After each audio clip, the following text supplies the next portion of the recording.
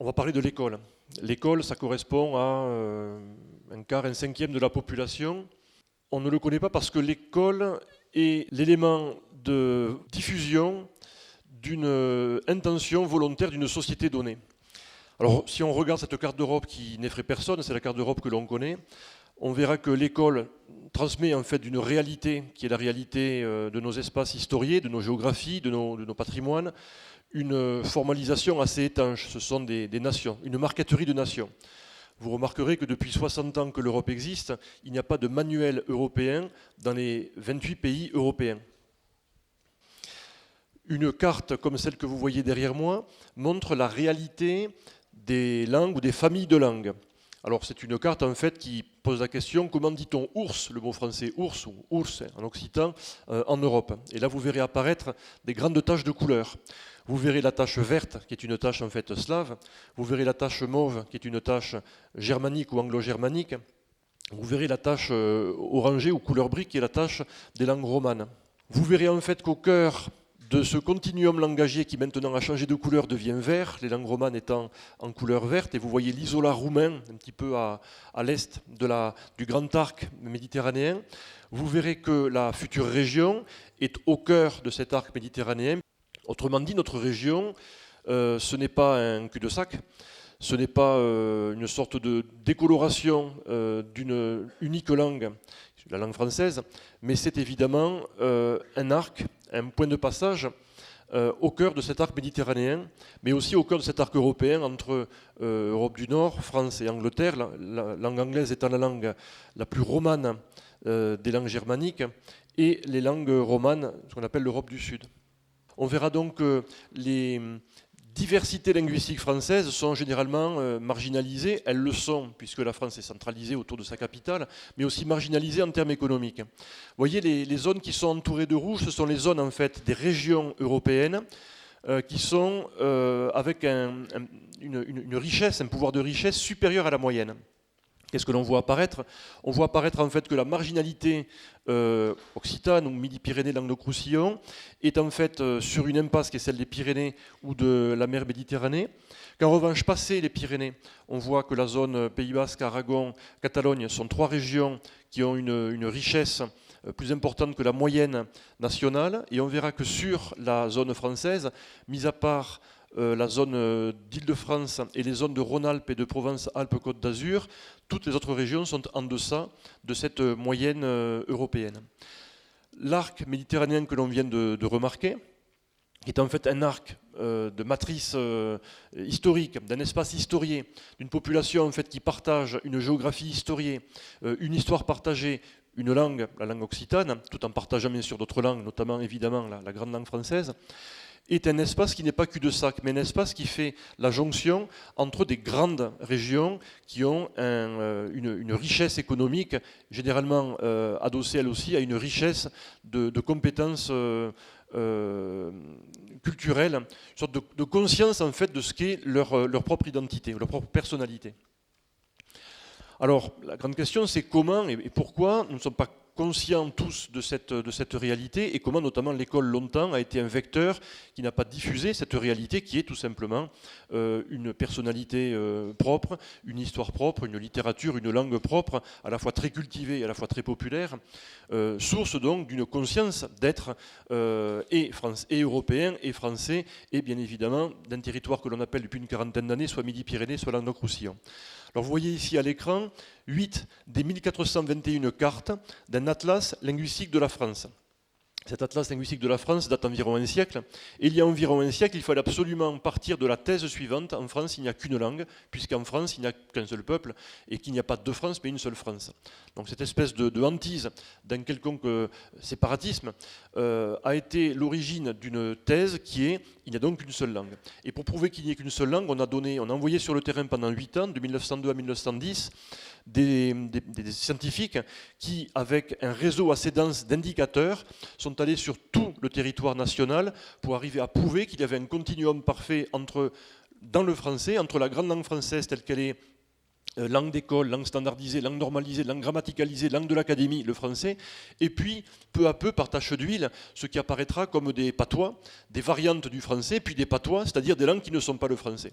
Donc ici à Toulouse, ou ici à Montpellier, ou ici à Perpignan, on parle un patois, c'est-à-dire en fait une langue qui est proche du français, mais assez éloignée parce que assez impure par rapport au français. Ça, je ne parle pas d'aujourd'hui, je parle des conceptions, si j'ose dire, politiques et scientifiques d'il y a un siècle, qui sont des conceptions qui ont nourri le discours scolaire, par lequel tous ici nous sommes passés, un discours scolaire qui, on va vite le voir, depuis 60 ans est en train bien sûr de réviser son logiciel. On voit ici par exemple comment dit-on fauché, mais on dit dahlia dans le grand sud, dans cette région couleur brique, comment on dit ou, ben on dit agricole dans la grande région sud, on parle pour dire l'âne, on dit laz dans la grande région sud, pour dire jument, on dit la cabale, même l'Aigre dans le Rouergue, mais aussi l'Iègre dans le Val d'Aran gascon. Val d'Aran gascon qui a depuis quelques années ce label en fait d'être d'une langue occitane qui est la langue de co-officialité avec le catalan dans la Generalitat de Catalunya. Tout ceci pour dire que lorsque l'on va mettre au scanner les 1421 cartes de cet atlas linguistique de la France qui date d'un siècle, il y a un siècle, on disait, c'est en 1913, que sur un tiers du territoire national, un quart de sa population parle la langue occitane, tout en parlant bien évidemment la langue française et parfois d'autres langues. Donc cet état de bilinguisme qui existait, aujourd'hui n'existe plus à l'état social, et on va voir que depuis 60 ans, il y a une volonté scolaire d'y remédier. Mais ce que l'on voit pour l'instant derrière moi, cette carte assez étonnante, où l'on voit bien sûr qu'il y a un continuum, qu'il n'y a pas de fracture entre langues. Et ça c'est important. On a vu tout à l'heure qu'il n'y avait pas de fracture dans les grandes plaques de langue romane, il n'y a pas de fracture entre le portugais, le castillan, le galicien, le catalan, l'occitan, le français, l'italien et même le roumain, ce qui signifie que 42% de la population de la communauté européenne parle une langue romane. Et cela signifie que le mot d'intercompréhension inventé il y a un siècle par un linguiste français qui s'appelle Jules Ronjat, même linguiste qui a fait une thèse sur le bilinguisme, c'est-à-dire sur le fait de didactiser du contact des langues, de la diversité des langues, plutôt que de mettre sous le tapis cette réalité qui est la diversité des langues, est quelque chose de très prometteur. Il y a donc un continuum dans ces états de langue française, langue occitane, mais vous pouvez remarquer ici que dans cette carte, qui est du CNRS, du Centre national de recherche scientifique, qui a passé au scanner les 1421 cartes de l'atlas, de chacun des mots, de chacune des locutions que l'atlas pendant 8 ans a traitées, on voit donc apparaître dans la région la plus noire, la plus colorée, si j'ose dire, la plus forte en identité de couleur, on voit apparaître finalement la carte de la future grande région. C'est assez saisissant. Alors, on peut bien sûr parler d'histoire ou d'occitan, ou de langue, ou de littérature, ou de cathare, au passé, c'est du passé. Les cathares, c'est du passé. On peut donc dire que c'est du patrimoine. Donc, vous savez qu'en France, le mot folklore n'a pas la même résonance que dans des pays anglo-saxons ou même en Allemagne, ou dans les pays de culture germanique. Folklore chez nous, il y a un petit côté dédaigneux, un petit côté en fait de culture populaire qui ne peut pas atteindre la grande culture, celle qui peut avoir accès à l'école. Vous connaissez le mot de Majid Cherfi, cette personne qui a un peu mon accent, et lorsqu'elle parle, lorsque je parle, on dit que je suis de Toulouse, mais lorsqu'on me voit, on dit que je suis d'Alger. Donc Majid Cherfi, qui est le chanteur de Zebda, ce groupe toulousain national, disait en fait que sa langue, à lui, le berbère, était une langue sans école. Longtemps, les langues qu'on appelle aujourd'hui langues régionales, on les appelle langues régionales depuis ce qui a été le début de nos actuelles régions, c'est-à-dire les lois de Gaulle et Debré. Les circulaires de 66 et 69 ont repris, on va en parler tout à l'heure, la première loi qui a parlé de ces dialectes locaux, l'occitan, le breton, le catalan, dialectes locaux, et les a appelés alors langues régionales au moment où le grand référendum sur la régionalisation de 69, référendum inabouti, a pu être exposé. Lors de ces deux circulaires de 66 et 69, qui permettent de dater un changement de braquet dans l'opinion publique et aussi dans la gestion des affaires publiques par le corps préfectoral et par le ministère. Donc cette langue qu'on appelle régionale, donc on peut la voir sous l'aspect folklorique, patrimonial, mais on peut aussi la voir sous un autre aspect, et c'est l'aspect de Jean Jaurès dont on a déjà parlé, lorsqu'il parle dans un discours de 1910 de cette fidélité à ce patrimoine. On parlait d'ancrage vers l'avenir. Est-ce qu'on peut aller vers l'avenir si l'on n'est pas ancré? Les vrais héritiers du foyer des aïeux, nous en prenons la flamme, vous n'en gardez que la cendre. Un patrimoine, c'est pour en garder une cendre et en faire un objet patrimonial. Je pense que c'est un peu du temps perdu, du temps gâché. C'est intéressant d'avoir des musées patrimoniaux, mais le vrai enjeu, le vrai débat, c'est que faisons-nous de notre ADN? Que faisons-nous de cette matrice? Que faisons-nous en fait de ce qui est la personnalité ouverte, mais très dense, qui sera celle de notre future région? À ce même sujet, et quasiment au même moment où dans ce discours, qui était un discours d'ailleurs à propos de l'école laïque, où dans ce discours Jean Jaurès n'opposait pas la raison qui permet d'avoir un libre arbitre avec des convictions, des croyances qui peuvent être historiques ou qui peuvent être personnelles, notamment des croyances religieuses ou une foi religieuse au sein de l'école, à même année, un an près, le même Jean Jaurès faisait là aussi une synthèse assez brillante entre ce qui est de l'ordre du commun, la langue française, nous sommes français, et de l'ordre du commun aussi, qui est de l'ordre en fait de la réalité de langues qui pour nous sont et la langue occitane, ou qui pour des Français sont des langues qu'on va appeler les langues régionales. Autrement dit, dans ce discours qu'a rappelé tout à l'heure Alain Garcia, j'ai mis en gras les éléments les plus saillants de ce discours. Jaurès est à Lisbonne. À ce moment-là, il va faire un cycle de conférences au Brésil et dans les pays d'Amérique latine. Et donc, assis à Lisbonne, il entend les passants parler, il voit les enfants jouer, il lit des éléments écrits de la langue portugaise et il se dit « mais je me sens Albi, je suis à Albi ». En combinant le français et le languedocien, l'occitan, et par une certaine habitude des analogies, je comprenais en très peu de jours le portugais et l'espagnol. Si, par la comparaison du français et du languedocien ou du provençal, on appelait provençal, le professeur Sauzet le dira tout à l'heure, provençal, en fait, de par la gloire qu'avait développé Frédéric Mistral, donc ce qu'on appelle la langue occitane. Si, par cette analogie, et par comparaison du français, du languedocien ou du provençal, les enfants du peuple, Jaurès parle des enfants du peuple, à l'époque, l'école de la République traite des enfants qui vont de 8 à 13 ans à l'école de la République. Ils sont 100%. 1% de ces enfants va au niveau bac. De 1880 à 1930, 1% de la population française acquiert le niveau bac. Il faut attendre 1950, 4e République, pour avoir 5% de la population qui acquiert le niveau bac. 1969 pour avoir 19%. Et lorsque ces 20% de population nouvelle acquièrent ce degré de compétence, il y a alors un changement de logiciel qui est celui sur lequel nous vivons désormais.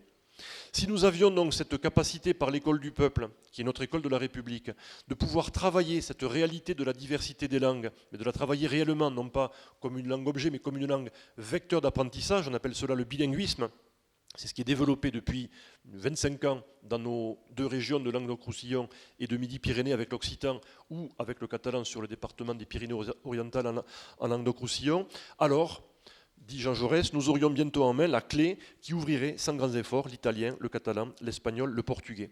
Ça ne s'arrête pas à des compétences scolaires ou des compétences d'enfants, qu'on appellerait dans le jargon actuel, qui est le jargon ministériel, qui est le discours ministériel et qui est très important par les temps actuels, d'inclusion scolaire, d'inclusion sociale, de réussite de tous et de réussite sociale. Mais nous aurions aussi, pour l'expansion économique, et ceci me semble un point important, l'école ce n'est pas la garderie avant la vraie vie, mais l'école ça prépare à être citoyen et à être acteur économique et à être acteur social. Nous aurions aussi pour l'expansion économique comme pour l'agrandissement intellectuel de la France du Midi, donc ici un problème de la plus haute importance. Agrandissement intellectuel de la France du Midi. Et tout à l'heure, M. Garcia, un des responsables techniques du grand groupe Airbus, rappelait que si Toulouse a été choisi dans les années 60 comme étant le pôle de l'aéronautique européenne, française et européenne actuellement, c'est pour des raisons certes historiques, mais ces raisons historiques vont de pair avec des raisons de capacité cognitive. Le fait d'avoir de grandes écoles, le fait d'avoir en fait une expansion scolaire, universitaire de grande ampleur, permet en fait de faire de la matière grise, ce qu'on appelle la matière grise, notre pétrole à nous. Ici, je vais m'appuyer sur une enquête sociologique qui a été faite à l'initiative du président de région Midi-Pyrénées et qui a été faite notamment grâce à l'université, notamment grâce au professeur Sauzet. Sur 5000 citoyens de Midi-Pyrénées, comment les appeler? Des Midi-Pyrénéens bon. Sur ces 5000 citoyens de Midi-Pyrénées, on observe donc l'état de conscience qu'ont ces citoyens qui sont finalement le groupe permettant de donner l'image de ces 2 millions et quelques de citoyens que nous sommes, et bientôt de 4 millions et quelques de ces citoyens que nous serons dans la future région. Et donc à la question posée qui est: comment appelez-vous la langue en fait qui est la langue de ce territoire, la langue historique, votre langue peut-être familiale ou votre langue sociale? À 60%, on l'appelle occitan. À 19%, on l'appelle patois. Je vous laisse imaginer quelle est la population en termes de décile générationnel qui l'appelle patois. On l'appelle, alors on ne sait pas trop, pour 16%. On l'appelle Languedoc pour 5%. On l'appelle Gascon pour 1%. Autrement dit, il y a pour 61%, et loin devant d'autres dénominations, il y a donc une conscience précise de cette unité linguistique, culturelle, historique, de cette langue qui est l'occitan, qui peut bien sûr être déclinée en languedocien ou gascon. Quels sont les modes d'accès, les modes d'apprentissage de cette langue? Alors ici, le souci, c'est que vous voyez que ce mode d'accès, de transmission, est un mode qui finalement reste, et de très loin, un mode privé. Cela signifie que la puissance publique, au premier rang desquelles l'école, n'est pas suffisamment investie pour transmettre ce qui est de l'ordre de la personnalité et des individus, des citoyens de nos régions, de la future région, et de l'ordre de la personnalité collective publique de cette future région. Observons maintenant, c'est toujours, ce sont des images qui viennent de ce gros travail de 96 pages, cette enquête sociolinguistique qui date de 2010, qui est finalement assez récente. Observons donc de droite à gauche, par la population née avant 1950, c'est la première colonne, puis entre 1950 et 65, puis entre 65 et 80, puis depuis 95, deux éléments. Le premier élément, c'est comment connaissez-vous la langue occitane? Est-ce que c'est au sein de votre famille, et l'on voit que la ligne bleue, qui est la ligne de crête supérieure, elle sécrète justement, S', c'est-à-dire qu'elle commence à plonger.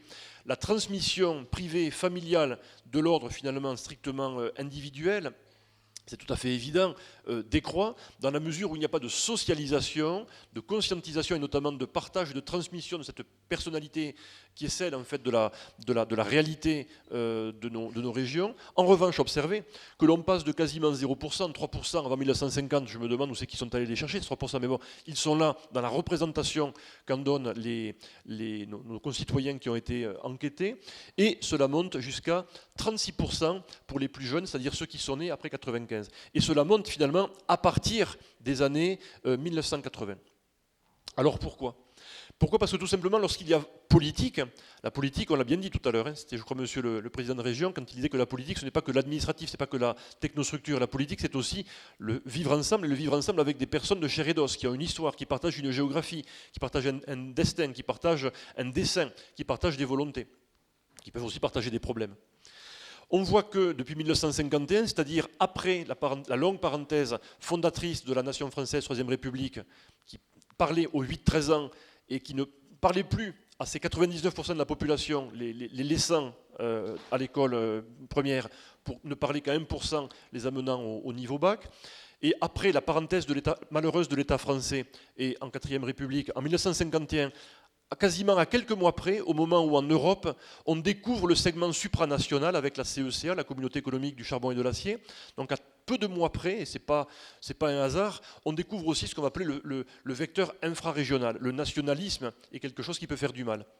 On va donc le faire respirer avec la réalité qui existe, le supranational, l'européen, il y a du continuum européen, et l'infranational. Il existe à l'intérieur de la nation une réalité que l'on appelle régionale, à défaut d'autres termes. 1951, loi d'Exon. Oh, cette loi, elle est très, très folklorisante. On admet que l'on puisse faire ici ou là quelques éléments de culture, de dialectes locaux. D'Exon est un député SFIO du Tarn. Le Tarn, c'est le département de Jean Jaurès. Ce sont ici des lois ou des éléments d'ordre national.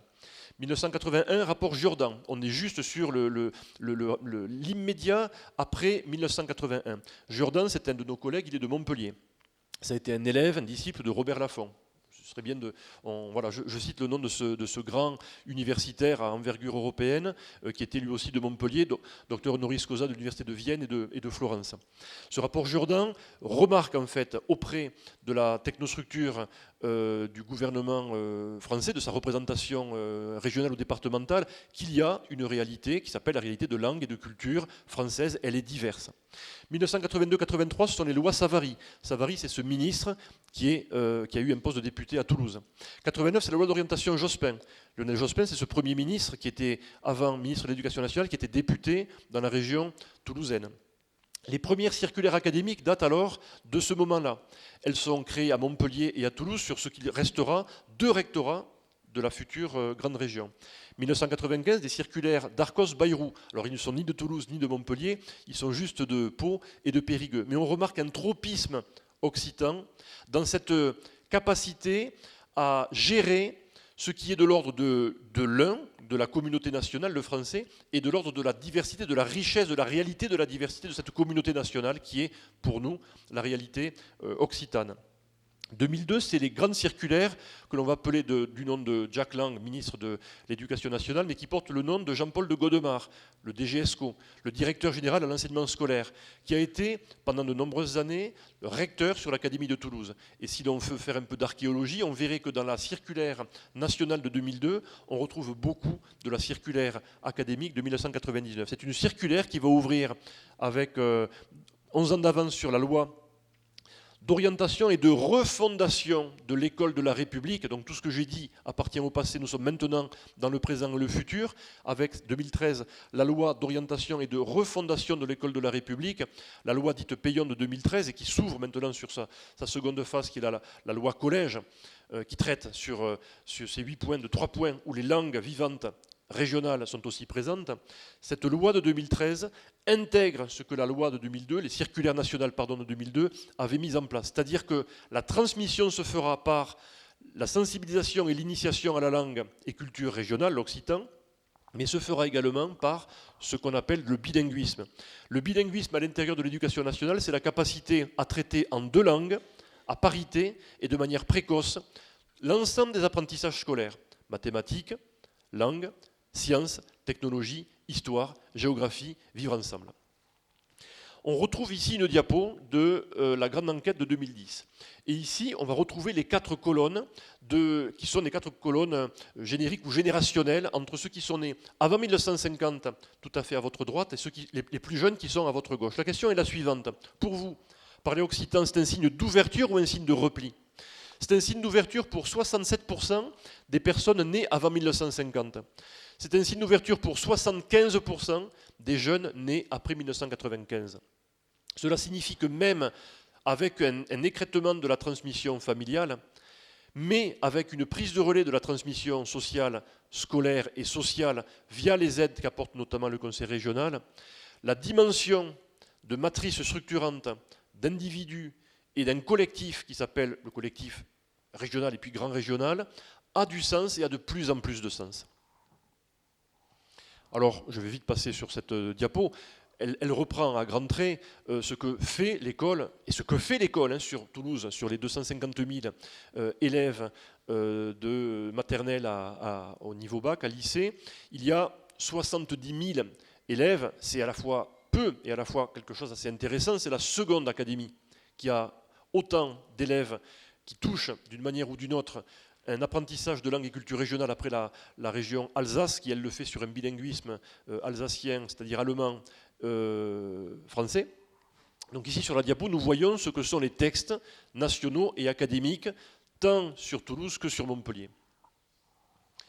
Nous avons ici la panoplie concrète et colorée de l'aide qu'apportent les régions Midi-Pyrénées et Languedoc-Roussillon pour l'accompagnement scolaire de maternelle à niveau bac, mais outre cet accompagnement important à l'intérieur des filières bilingues qui sont exponentielles, on était à 0 avant 1989, on est à 3500 aujourd'hui en 2015. C'est très très peu sur les 200 et quelques mille élèves de Midi-Pyrénées. Mais cela signifie qu'il y a une ouverture de plus en plus forte, donnée par une politique de plus en plus forte et par des résultats qui légitiment de plus en plus fortement cet enseignement, qui est un petit peu le fleuron, et on va voir rapidement avant de conclure, le fleuron de cette capacité à transmettre du savoir-faire et du savoir-être. Autre diapo, ce sera la dernière diapo, je crois, qui prendra en compte la grande enquête, pour développer l'intégration sociale et l'expansion économique, je reprends les mots de Jean Jaurès d'il y a un siècle. Que gagnerait l'Occitanie centrale? L'Occitanie centrale, ça fait référence à la diapo où nous voyons de manière très très colorée une sorte de grande unité linguistique qui est celle de nos deux actuelles régions, Gascogne-Languedoc, qui sont celles de Midi-Pyrénées, Gascogne-Languedoc, et celle de Languedoc-Roussillon, Languedoc, avec cette pointe catalane. Ici, vous voyez qu'à la question posée, quel est l'enjeu de la contribution de l'histoire, de la langue, de la culture occitane à valoriser des activités économiques, notamment touristiques? Eh bien, 86% des personnes interrogées disent très fort ou fort.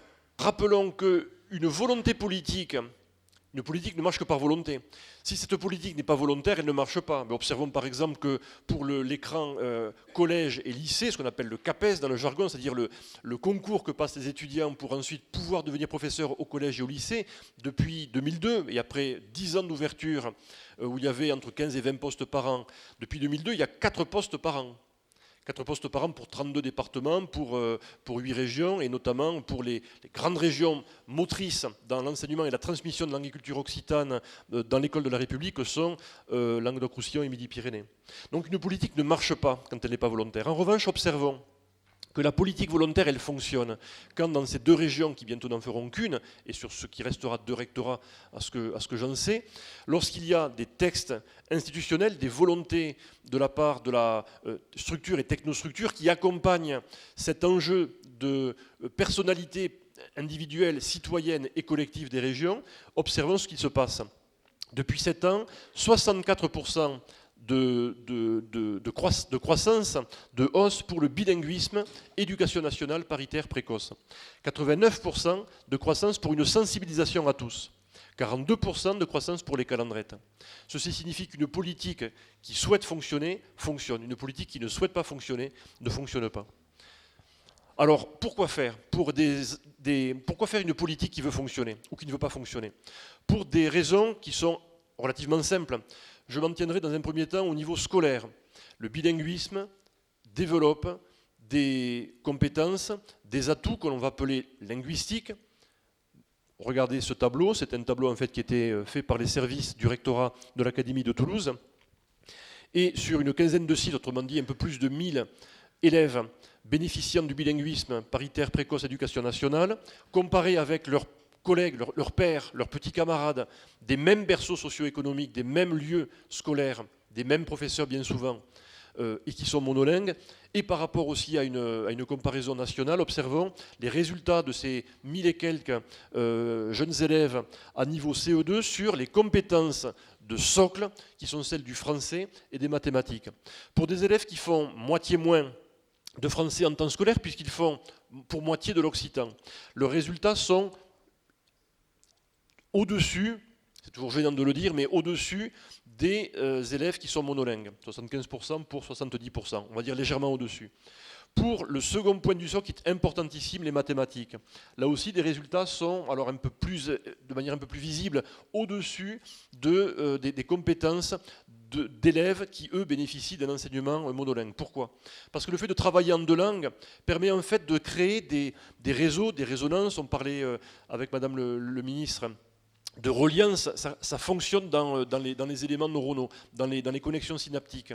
Ça fonctionne en fait parce que prendre la distance par rapport à la première langue permet en fait de créer ce qu'on appellera des compétences métalinguistiques, mais aussi des compétences qui seront des compétences plurilangagières.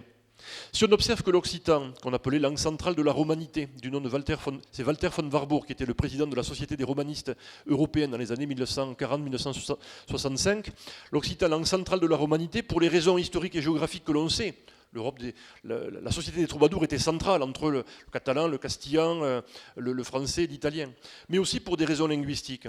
Cette langue centrale permet donc très rapidement de développer des compétences plurilangagières, mais aussi des compétences cognitives. Voilà pourquoi les mathématiques apprises avec cette circulation de langue sont des sciences ou sont des compétences qui sont mieux développées.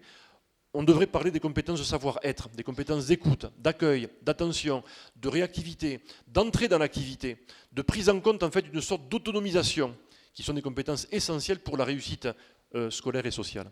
Alors, après le bac, qu'est-ce qui se passe? La vraie vie commence, si j'ose dire, parce qu'on est passé de 1% en Troisième République à 90% en Cinquième République. Qu'est-ce que ça peut signifier? Ça signifie que sur la grande Eurorégion, qui était appelée de ses voeux par les présidents de région, dont Monsieur le Président Malvy, il y a aussi eu un second étage de la fusée qui s'appelle l'Eurocampus. Il rejoint 13 millions de personnes, mais surtout 510 000 étudiants. Et dans ce cadre-là, nous avons été appelés à l'université de Perpignan, Montpellier, Toulouse et Albi à travailler dans le cadre, et Barcelone et Palma de Majorque, excusez-moi, nous avons été appelés à travailler sur une méthodologie permettant à ces 510 000 étudiants d'être aussitôt en capacité d'être en compréhension et en production de langue sur les 4 langues officielles de l'Eurorégion qui sont le castillan, le catalan, le français, l'occitan. Je les ai donnés par ordre alphabétique. Cette méthodologie s'appelle IC4+, IC pour intercompréhension, 4 pour les 4 langues de l'Eurorégion, et plus parce que pour nos pauvres catalans, qui sont déjà bilingues entre catalan et castillan, pour eux l'occitan c'est un dialecte catalan, et pour eux le français c'est une langue romane un peu éloignée, mais ma foi pas forcément très étrange, mais pas forcément très étrangère.